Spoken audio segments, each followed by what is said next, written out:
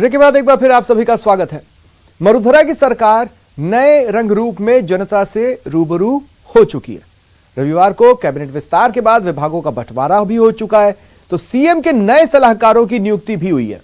लेकिन बीजेपी इससे नाखुश है। खासकर सीएम के एडवाइजर्स पर बीजेपी को खासा ऐतराज है। देखिए बाबूलाल धायल की रिपोर्ट।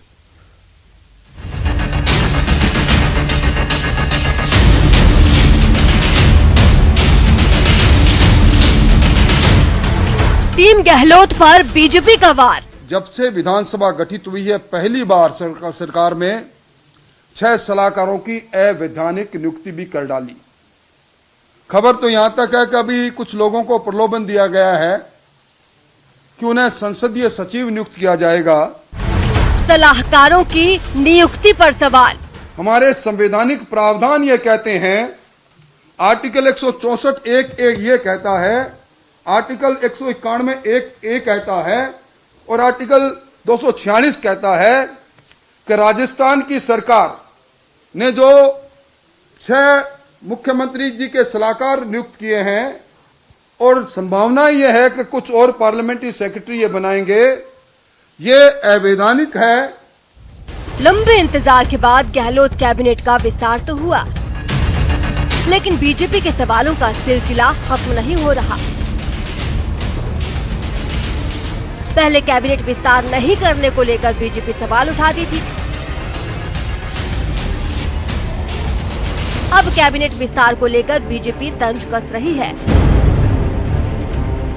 लेकिन सीएम के नवनियुक्त सलाहकारों की सूची पर बीजेपी को पूरा ऐतराज है। बीजेपी ऐसी सभी नियुक्तियों को अवैधानिक भी बता रही है।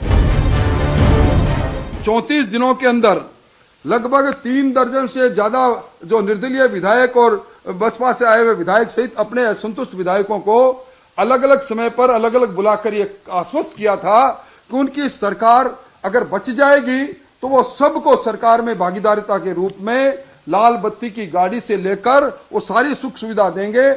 आज हालात ये है कि आज इस प्रकार की रेवड़ी बांटने का काम उन्होंने प्रारंभ कर दिया। मैं हेमाराम चौधरी ईश्वर की शपथ लेता हूँ, विधि द्वारा स्थापित भारत के संविधान के प्रति सच्ची श्रद्धा निष्ठा रखूं।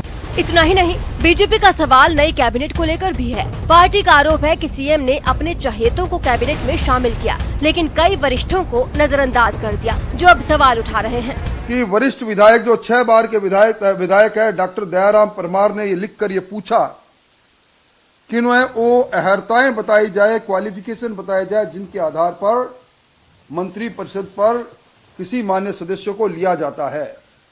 यानी पूरे मंत्री परिषद के गठन पर उन्होंने एक सवालिया निशान लगा दिया।